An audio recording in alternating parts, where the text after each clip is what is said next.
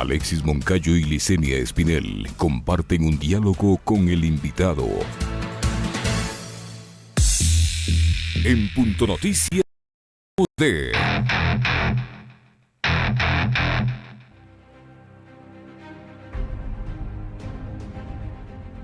Un banco central con independencia institucional, administrativa y presupuestaria, que sea manejado por un directorio conformado por 5 miembros, es lo que buscan las reformas al Código Monetario, conocidas también como Ley de Defensa de la Dolarización. La ley será enviada en los próximos días a la Asamblea Nacional, la misma que al momento tiene un Consejo Administrativo de la legislatura incompleto, pues 4 de sus 7 miembros están participando en sus propias campañas electorales y esto genera un inconveniente.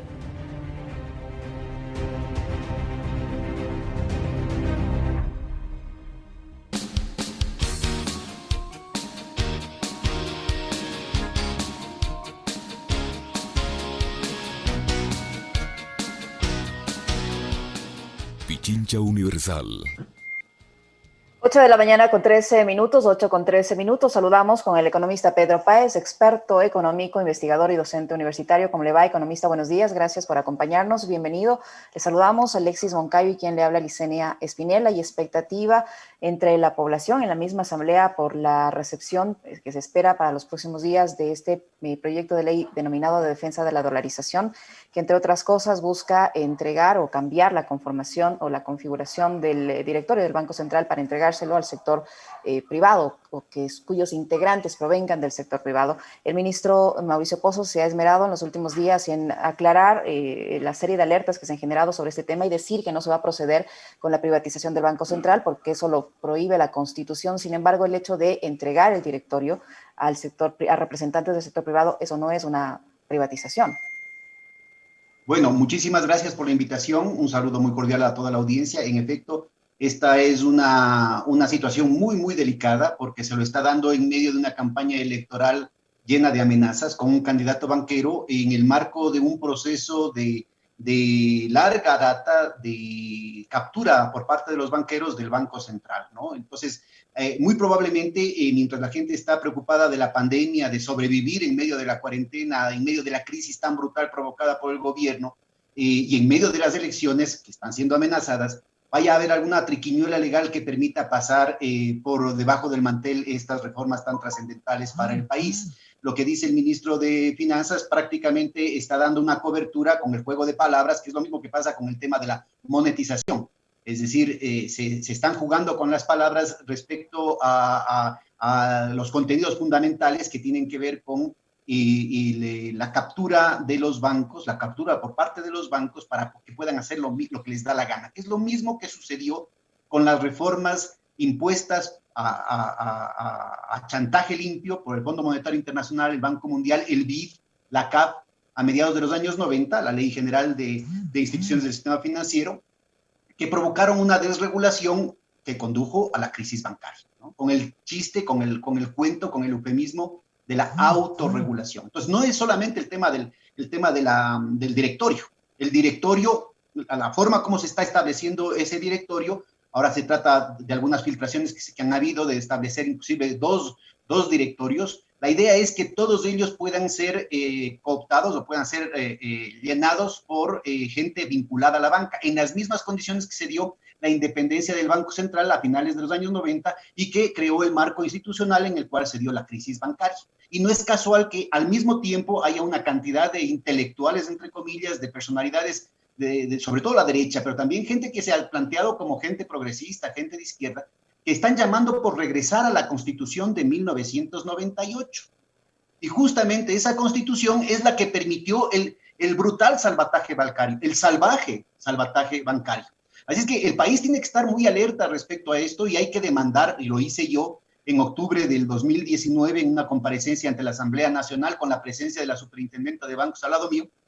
El país tiene que preguntar a las autoridades qué se está haciendo para evitar que se vuelvan a repetir los dolorosos acontecimientos en que se quedaron los banqueros multimillonarios en Miami y que hasta ahora no se los puede extraditar por la protección, la corrupción en los Estados Unidos, y mientras tanto los bancos quebrados de aquí llevándose los ahorros de toda la vida de un montón de ecuatorianos. Dicen que hasta 3 millones de compatriotas, de parientes, de vecinos terminaron saliendo del país en ese entonces. Ahora, ¿a dónde se van a ir en medio de esta crisis? En Estados Unidos no los aceptan, en Europa no los aceptan, no hay condiciones para eso. ¿Qué pretenden en el país? Y hacerlo además en el marco, en el contexto de un nuevo intento de tener como ganador a un candidato banquero. Muy, muy delicado lo que está pasando. Economista Páez, ¿cómo está? Un gusto poder saludarle.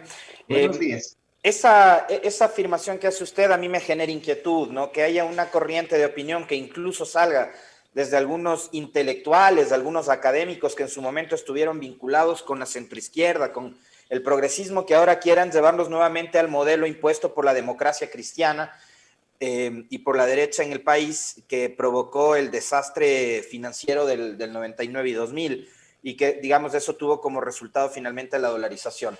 Ahora, ellos lo que argumentan es eso, ¿no? Y tratan como de encuadrar todo aquello en la acusación a un candidato presidencial de intentar desmontar o eliminar la dolarización. Con lo que quieren hacer, es decir, no solo con la privatización del central, sino además con la eliminación progresiva de impuestos claves, como por ejemplo el ISD, el de la salida de divisas. ¿Cuánto le beneficia eso a la estabilidad de la dolarización en el Ecuador? Bueno, primerito, la misma argolla, la misma trinca oligárquica con la directa penetración de la embajada americana, del imperio, directamente tratando de transformar, de doblar, de quebrar el espinazo de la sociedad ecuatoriana, la reserva moral de la sociedad ecuatoriana, no es un problema. Margaret Thatcher lo decía muy claramente. La economía no es el fin, es solamente el medio para doblegar el espíritu humano. Eso lo lograron en Inglaterra, ahora quieren hacerlo aquí en el Ecuador, este espíritu indómito, ¿no es cierto?, que se reflejó de una manera tan brillante en las jornadas de octubre del 2019 y que lastimosamente también por los juegos politiqueros de algunos dirigentes sociales, de algunos dirigentes políticos, terminó siendo entregado, ¿no es cierto?, a un gobierno con unos pañitos de aguas tibias de ese momento y luego la agenda más extremista de neoliberalismo que se ha conocido no solamente en el Ecuador, sino en toda América Latina. Entonces, esos son los resultados del tema. Y como bien usted está diciendo, tiene que ver con el retorno de un viejo proyecto, ¿no? Aquí, los que ganaron esa misma trinca que lucró de las reformas neoliberales impuestas de esta alianza entre la oligarquía interna y los intereses transnacionales, con las reformas neoliberales que llevaron a la crisis financiera, esas mismas trincas que lucraron de la crisis financiera, porque en la crisis financiera sacaron muchísima plata, esas mismas trincas que lucraron de la dolarización, esas mismas trincas ahora quieren hacer explotar la dolarización y quieren buscar, obviamente, un chivo expiatorio, la típica del ladrón que grita el ladrón, señalando para el otro lado para que la gente se distraiga y con el juego de palabras que habíamos oído en el ministro de Finanzas hace un momentito, ¿no? Entonces, el problema muy claro está aquí, mire, desde hace mucho tiempo, por ejemplo, hay sectores exportadores a los que ya no les conviene un tipo de cambio fijo. Sectores banqueros, ¿no es cierto?, que están buscando formas de seguir fugando capitales. La propia gerente del Banco Central dice que entre lo que sale y lo que entra, o sea, solo en el neto, hay más de 30.000 millones de dólares de ecuatorianos en el exterior. El país no tendría por qué endeudarse. No es que falta plata, es que la plata que aquí se genera se la llevan al exterior. Los banqueros, en medio de una situación en la que el país está decreciendo, en la que la mayoría de los ecuatorianos no solamente que están reduciendo sus ingresos reales, sino que están perdiendo el empleo, no tienen a quién vender, están quebrando las empresas, hay una situación calamitosa por todo lado. Los banqueros tienen las ganancias más altas de toda su historia año tras año. Y con esa plata la sacan afuera y compran bancos en Florida, en plena pandemia. ¿Será para tomar ventaja de las masas, las oleadas humanas que van a Disney World o no sé, pues el turismo? ¿Qué será? ¿Qué hay en la Florida? Pues yo creo que hay que ponerse muy, muy, muy atentos respecto a lo que está pasando aquí. Así es que hay que preguntar a las autoridades si con estas reformas, ¿cómo es posible? Einstein era muy claro en eso, ¿no? Sería estúpido, son palabras de Einstein, pretender que haciendo lo mismo, que repitiendo lo mismo, se vayan a tener resultados distintos. Se están aplicando las mismas medidas que se aplicaron a finales de los años 90 y que causara una crisis bancaria. Entonces hay que preguntar a las autoridades, a la Superintendencia de Bancos, al Banco Central, a la Unidad de Inteligencia Financiera, si es que ahora, ¿no es cierto?, ¿qué va a ser diferente ahora que evite que esa estructura de incentivos desate una dinámica en el movimiento, en la gestión de los bancos, que no acabe en una crisis bancaria? Y lo insisto, se lo está haciendo además en el marco de una situación en la que premeditadamente se establecen las condiciones legales para provocar un nuevo salvataje bancario. En las reformas, en lo que se ha filtrado y que ya estaba presente en Atrole 4, que fue derrotada temporalmente por la rebelión indígena popular de los barrios de Quito de ese entonces, era el asunto de que se resguarda la Reserva Monetaria Internacional para que se convierta en caja chica de los bancos. Se cambia el balance interno del Banco Central para poner como primera prioridad, como prelación número 1 de todos los recursos del país, incluyendo las recaudaciones del Estado, el acceso de los bancos. Y al mismo tiempo se dice que los bancos ya no contribuyen con el fondo de liquidez, ya no contribuyen con el fondo de garantías. Inclusive en la primera versión se quería que se saque el encaje bancario de aquí, una vieja consigna de los bancos, para llevársela al extranjero. Ahora dicen no, que se quede nomás aquí, pero que el Estado les pague a los bancos, porque tener una cuenta en el Banco Central para que pueda funcionar operativamente el calce y la cámara de compensación de cheques entre los bancos. ¿Cómo es posible que eso se esté dando? Y dice, si es que hace falta plata de los bancos, recuérdense, el primer balance, o sea, la primera prioridad de todos los recursos del Estado, de todos los ingresos en dólares que recauda el Estado por el IES, por el petróleo, por todo eso, si hace falta plata en algún banco o en las gestiones internacionales de cualquier banco, el gobierno va a tener que endeudarse para solventar esa situación. Eso en economía clarito se conoce como riesgo moral. O sea, se está diseñando un mecanismo premeditadamente para provocar un riesgo moral. Quiere decir que el involucrado deja de responsabilizarse. El banquero, en este caso, hipotéticamente en las condiciones en las que se pretendería impulsar esta ley, deja de responsabilizarse del balance del banco porque el Banco Central, el gobierno ecuatoriano, va a encargarse de calzar la liquidez que le falta. Se pretende modificar el artículo 33 del actual Código Monetario Financiero precisamente para permitir que sea el Estado, que sea el Banco Central, que sea la Reserva Monetaria Internacional, la que termine respaldando los eventuales malos manejos de los bancos. Entonces, por favor, yo creo que esto requiere un debate serio. A mí se me ha acusado y se ha amenazado que si es que sigo hablando, me van a meter a la cárcel amparados en el Código Orgánico Integral Penal diciendo que esto es pánico bancario. Al contrario, estamos a tiempo de evitar que haya un pánico bancario. Si tomamos las medidas del caso, si evitamos que haya el mismo marco jurídico que provocó la crisis bancaria a finales de los años 90, vamos a evitar que suceda una situación así. Insisto, es gravísimo porque se ven desde los cuatro costados una ofensiva que está creando las condiciones para tenernos nuevamente contra las cuerdas. Porque si uno ve, por ejemplo, en el caso del IES están haciendo lo mismo, ¿no es cierto? El propio ministro de Finanzas desde hace largo tiempo, ya cuarto de siglo, toda su vida profesional se ha dedicado a ver cómo le hinca el diente a la privatización del Seguro Social. Y qué mejor que generar... Dice que no, obvio que las leyes dicen que no, pero lo van a hacer. Economista, ¿y qué mejor que generar esta ola de despidos que van provocando que el IES pierda la sostenibilidad, ¿no? Cada vez hay más jubilados, cada vez se incrementa el número de jubilados y se van reduciendo el número de aportantes. Entonces, la sostenibilidad del IES a la deriva.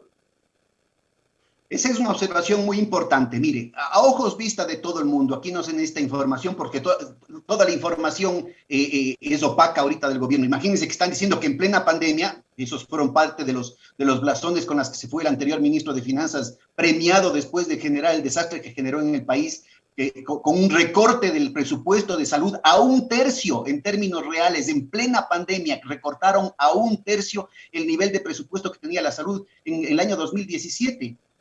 Y aparecen los indicadores sociales diciendo que el Ecuador está en las mejores condiciones sociales, que no hay desempleo en el país. Y con esos blasones se fue al exterior. Por eso es que tiene que renunciar anteayer o en esta semana el director del INEX, después de varias renuncias de funcionarios de este gobierno, que ya no aguantaba más, pues, las presiones y los chantajes para manipular las cifras, para cocinar las cifras y mentir al país y crearnos una ilusión que además nadie se la traga, ¿no? Entonces, el problema fundamental tiene que ver con eso. A ver, mire, si es que yo tomo un crédito cuando estoy empleado y puedo pagar y me mandan sacando, difícil que pueda pagar, pues. Si yo tomo un crédito cuando estoy vendiendo bien, cuando más o menos me estoy... Después, recuérdese que el país duplicó en términos reales su Producto Interno Bruto. Eso quiere decir que el mercado privado, no el Estado, como dicen aquellos fundamentalistas del mercado y toda la propaganda, que lastimosamente incluye a economistas heterodoxos. El mercado privado más que se duplicó en términos reales, quitando la inflación. Siguiendo esa tendencia, yo me endeudo viendo que con estas perspectivas, con esta tendencia, yo puedo pagar. Si de pronto se me caen las ventas, no puedo seguir operando bien, pues ya no puedo pagar. Si yo no tenía, a propósito del motorcito del Estado, si yo tenía entre mis clientes las compras públicas, la inversión pública o los derivados, o la cadena de multiplicadores en la relación proveedor-cliente que motivaba y que animaba la compra pública, la inversión pública, la gigantesca generación de infraestructura que tuvimos durante una década, y veo que me están yendo bien las cosas, trato de ampliar mi capacidad productiva, cojo un crédito y de pronto se recorta el gasto estatal, se manda sacando a la gente del sector público, se manda sacando a la gente del sector privado, se para en seco la inversión pública. ¿Cómo pago? Bueno, si esto estamos viendo en el caso del IES, ¿no es cierto? Estamos viendo después de la duplicación del reclutamiento de afiliados al IES, que estaba inyectando una cantidad muy importante de liquidez y una corriente de largo plazo de ingresos para los cálculos actuariales del IES, tenemos un proceso sistemático de ir eliminando los activos que aportan al IES y al mismo tiempo, ¿no es cierto?, se están generando una serie de situaciones que impiden que el IES pueda seguir haciendo inversiones, por ejemplo, con el tema de los préstamos hipotecarios.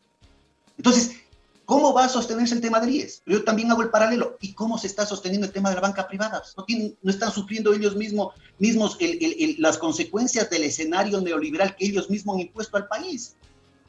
Entonces, mire, yo creo que hay que estudiar muy seriamente y hay que debatir muy seriamente qué es lo que está pasando en el país. ¿Cómo es posible que se están generando por presiones de los mismos banqueros en condiciones de monopolización que no existen en ninguna otra parte del mundo? La estructura de propiedad del Banco del Pichincha está detrás de Daines, está detrás del Banco de Loja, está detrás del Banco Rumiñahui. Y quién sabe de qué otras cosas. Entonces, es muy importante ubicar entre esa estructura de propiedad, la estructura de propiedad del Banco de Guayaquil, que tiene además candidatos, ¿no es cierto?, tienen lo fundamental del aparato financiero del país. Y están imponiendo unas leyes que garantizan que nuevamente el Estado ecuatoriano va a poner la plata que eventualmente esos bancos no puedan tener. Está poniendo toda la reserva internacional, los ingresos del petróleo, las recaudaciones fiscales, todo lo que entra a la caja fiscal ya no está destinado al tema de la salud, no está destinado al tema de las vacunas. Por eso solamente compran unos cuantos miles, aunque somos 18 millones de ecuatorianos. Economista Páez, le voy a pedir que hagamos una pequeña pausa aquí. Tenemos una obligación del CNE que cumplir. Inmediatamente, después de unos pocos segundos, volvemos con el diálogo, si nos permite, por favor. A las órdenes. Punto Noticias. Inicio del espacio publicitario.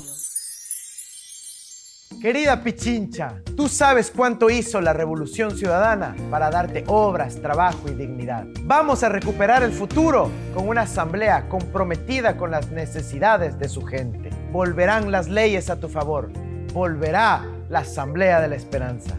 Ya lo hicimos. Y lo seguiremos haciendo con nuestros asambleístas por Pichincha Distrito Rural. Pavel Muñoz, Amapola Naranjo, Patricio Chávez y Mercedes Luque. Andrés Arauz, presidente. Vamos a recuperar el futuro. Todo, todito, uno. Asambleístas Provinciales. CNE 2021. Fin del espacio publicitario. Punto Noticias. Pichincha Universal. 8 de la mañana con 31 minutos, 8 con 31 minutos. Retomamos el diálogo con el economista Pedro Páez, experto económico, investigador y docente universitario, sobre este proyecto de ley de defensa de la dolarización, como lo ha calificado el gobierno nacional. Otro aspecto, economista Páez, que preocupa a la población respecto a este proyecto de ley, de lo que se conoce al menos, es esta liberalización de la tasa de interés, liberalizar las tasas de interés y el cobro de las comisiones financieras. ¿Cómo esto va a afectar a la ciudadanía, tomando en cuenta que durante todo lo que está en vigencia esta pandemia, lo único que ha sido el sistema financiero con los ciudadanos, con sus clientes, es solidario? Muchos enfrentan problemas muy graves por no poder pagar las deudas, como usted lo acababa de citar hace unos instantes, pero ¿cuál es el riesgo de que esto pase así, de que se permita esta liberalización de tasas de interés y este cobro de comisiones financieras? Bueno, tengo entendido que en el proyecto de ley en el anteproyecto de ley que se ha filtrado y que estaba también presente en la Trole 4, que fue derrotada temporalmente al menos, se pretende eliminar precisamente la capacidad del Estado de poner techos a las tasas de interés y las comisiones. Y justamente su pregunta es perfectamente lúcida, digamos, perfectamente factible hacerla a las propias autoridades. ¿Cómo es posible, no es cierto, que los bancos en lugar de prestar están fugando capitales? Lo vienen haciendo ya una década. Es decir, la forma de obligar a la sociedad, manipulando los mercados para lograr a través de esa manipulación de los mercados lo que no pueden lograrlo en las urnas, al menos hasta ahora, es precisamente reduciendo la capacidad de reinvertir, quitando la capacidad de liquidez de la economía. En dolarización, a diferencia de lo que sucedía antes, en la que se iban los dólares y quedaban los sucres para la circulación interna, en dolarización físicamente, los dólares que se van por fuga de capitales o por compra de importaciones, ¿no es cierto?, desaparecen de la circulación interna. Y los bancos, de una u otra manera, solamente pueden operar en términos prudenciales, ¿no es cierto? Ahora pueden hacer cualquier barbaridad como ya lo hicieron en los años 90 y como justamente parece ser que algunos pretenden hacerlo ahora con el nuevo marco legal. Y de alguna manera tienen que prestar en proporción a la liquidez a distintos grados y a distintas calidades de liquidez con las que se manejan, con las que se maneja la economía en su conjunto. Entonces, si es que los bancos, como lo han venido haciendo durante todo este tiempo, siguen fugando capitales, cuando la gerente del Banco Central dice que en neto hay 30.000 millones, quiere decir que la salida de capitales es al menos 3 veces más que eso.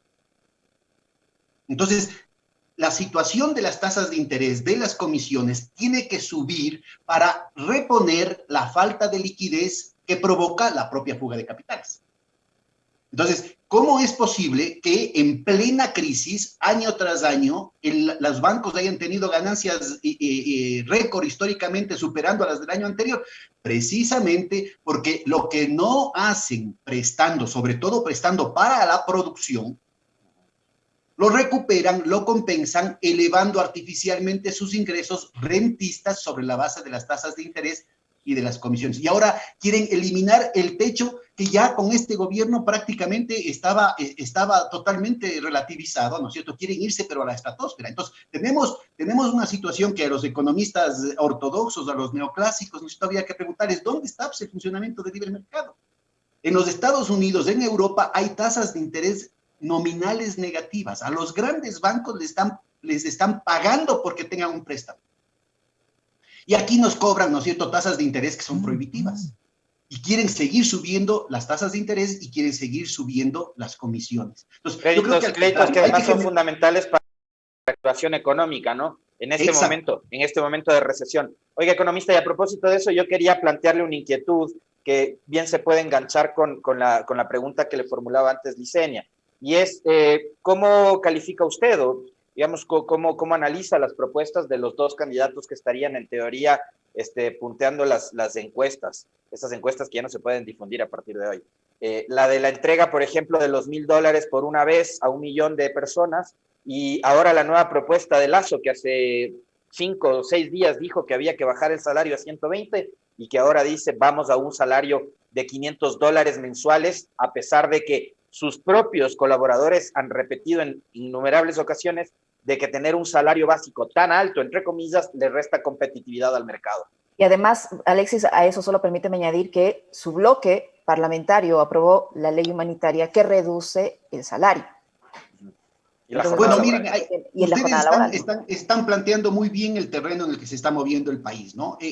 Hay una alternativa para el país. No es cierto que es inevitable una crisis bancaria, no es cierto que es inevitable las privatizaciones, no es cierto con el nombre o con el eufemismo que se le quiera poner, no es cierto que no queda otra alternativa para el país que rendirse, abrirse de brazos y piernas a la inversión extranjera más predatoria con el tema de la minería abierta, con el tema del llamado hub financiero, que en realidad lo que quieren es un sitio de lavado de dinero para el narcotráfico colombiano, después de que con las denuncias del Panama Papers y de Paradise Papers quedaron totalmente quemados Panamá y en las islas del Caribe, y necesitan qué mejor plaza que una plaza dolarizada como la ecuatoriana. Entonces dicen, es que ya no nos queda otra. Eso es lo que quieren hacer, no nos queda otra. Es que ya no hay alternativa. Esa ha sido siempre, siempre la jugada y el truco ideológico y político con el que se han movido estos sectores. Es que ya no nos queda otra alternativa. Al contrario, siempre quedan alternativas. El análisis concreto de la realidad concreta, yo le he oído, además que lo conozco a Andrés desde hace mucho tiempo, Andrés Arauz, él tiene una propuesta muy coherente en términos, además de participó no solamente desde el Banco Central durante muchísimos años, sino desde el Ministerio de Política Económica recién formado en esas épocas, en el proceso de regulación que permitió bajar las tasas de interés y permitir un relanzamiento de la economía sobre la base de poner a las finanzas grandes y pequeñas al servicio de la producción, al servicio de la generación de empleo. Ya en los detalles hay una cantidad de medidas prudenciales, como por ejemplo no solamente el tema de los impuestos a la salida de divisas que quiere el Fondo Monetario Internacional y la oligarquía eliminar, para que haya todavía una hemorragia mayor en la salida de liquidez y que la gente pobre no tenga cómo pagar el diario, que la gente que vive de lo que puede vender en la semana no pueda alcanzar a sostener a la familia, porque simplemente la gente no tiene con qué comprar. Que las empresas medianas, pequeñas, no tengan, a pesar de que tienen, ¿no es cierto?, la producción, no tengan cómo vender, no tengan cómo salir de sus productos, tengan problemas de flujo de caja. Esto de aquí quieren acrecentar, quieren hacer todavía más grave con este proceso de desregulación total de la situación de balanza de pagos y de los flujos al exterior. La fuga de capitales es uno de los peores problemas que tiene el país. La candidatura de Lasso, pero también diría yo de Yacu Pérez, están basadas precisamente en un modelo financierista especulativo. La una es la versión de la derecha, la otra es la versión de la izquierda. Entonces, es clarísimo, el candidato, la víspera de que se inaugure a nivel internacional la bursatilización del agua a nivel internacional en la bolsa de Chicago, el candidato que supuestamente representa a los sectores indígenas y ecologistas plantea que el Ecuador lo que tiene es que vender agua. ¿Qué más mensaje queremos al respecto? Ya aparecen, por ejemplo, Credit Suisse, ING de Holanda, BNP Paribas, planteando un boicot al Ecuador con pretextos ecologistas. Ya se ve, ¿no es cierto?, la articulación entre esos sectores a través del ONGismo, ahí está Gene Sharp con todos los manuales de la CIA respecto a las revoluciones de terciopelo, todo el manejo del señor Soros a través de la economía política del fondeo de las ONGs que aparecen como de izquierda. Algunas están metidas inclusive en el campo progresista, otras están metidas en el campo ecologista, otras están en el campo feminista, otras están en el campo indigenista. Pero en realidad, ¿cuál es el fondeo? En última instancia, ¿a quién responden esos intereses? ¿No es cierto? Entonces, están vinculadas con ese proyecto que en última instancia converge con lo que se ha dado en llamar ahora el consenso de Wall Street. Estamos pasando del consenso de Washington al consenso de Wall Street, que ya sabe que este discurso de libre mercado ya es totalmente obsoleto porque no funciona en ninguna parte. No solamente con Trump, sino ya vemos en las primeras medidas de Biden que no funciona en ninguna parte. Ya vemos en las presiones y en cómo se está moviendo la política europea, ya se están olvidando de esa ideología, se están olvidando de esa retórica, porque eso ya simplemente no funciona. Estamos hablando de un nuevo mecanismo en que tanto la izquierda como la derecha financiera van a triangular precisamente para impedir que el mundo entero y países como el Ecuador, ¿no es cierto?, puedan hacer una inversión productiva, generar empleo y generar condiciones de autosustentabilidad. Economista, estamos cerrando ya la entrevista y no queríamos despedirnos sin preguntarle a usted y conocer su opinión. Rapidísimo esto, si puede hacerlo en 30 segundos sería genial, aunque va a ser bien difícil, pero saber su opinión con respecto de esta carta que han firmado al menos un centenar de de prohombres de la capital que siguen cuestionando las acciones y las ejecuciones del rector de la PUCE, de la Pontificia Universidad Católica del Ecuador, el doctor Fernando Ponce. ¿Qué opinión le merece a usted esos cuestionamientos que incluso generan algunos señalamientos de carácter ideológico? Bueno, mire, esto es parte de una ofensiva de la extrema derecha a nivel internacional y que acá ya lleva a niveles pero verdaderamente ridículos, ¿no? No solamente está en contra del rector de la Católica por unas propuestas de apertura, él ha sido más bien muy equilibrado y tratando de no tomar partidos en muchas cosas, sino en contra del propio Papa, a nivel mundial, En contra del Papa Francisco hay una ofensiva, hay una guerra secreta dentro de la Iglesia Católica en la que de manera cada vez más abierta hay todo tipo de denigraciones en contra del Papa. Entonces yo creo que, mire, esto tiene que ver con los estertores de un mundo que no acaba de morir y las dificultades de un mundo que no acaba de nacer. Lastimosamente, y en esto hay que ser muy claros, dentro del campo progresista hay una serie de ambigüedades, una serie de veleidades, una serie de concesiones que impiden que podamos verdaderamente desplegar las alternativas que están ahí presentes para evitar una espiral de violencia, una espiral de degradación social. Tengan cuidado con los quintacolumnistas en todo lado. Estos viejos ideólogos que se decían, inclusive algunos de ellos de centro izquierda, ahora muestren sus verdaderos colores como extrema derecha, muestra claramente el hecho de que están ya en un nivel de desesperación. Que se recuerde la época de Hernán Malo en la Universidad Católica, que se recuerde las palabras del Papa Paulo VI en Populorum Progreso. La verdadera fórmula de la paz es el desarrollo. Muchísimas gracias al economista Pedro Páez, experto económico, investigador y docente universitario que nos acompañó en esta entrevista. Gracias, economista Páez. Alexis, tiempo de hacer una pausa. Dale, muy amable, gracias economista. Una pequeñísima pausa y regresamos para conversar con el expresidente del Tribunal Supremo Electoral, Carlos Aguinaga, que ya está con nosotros. No se vayan.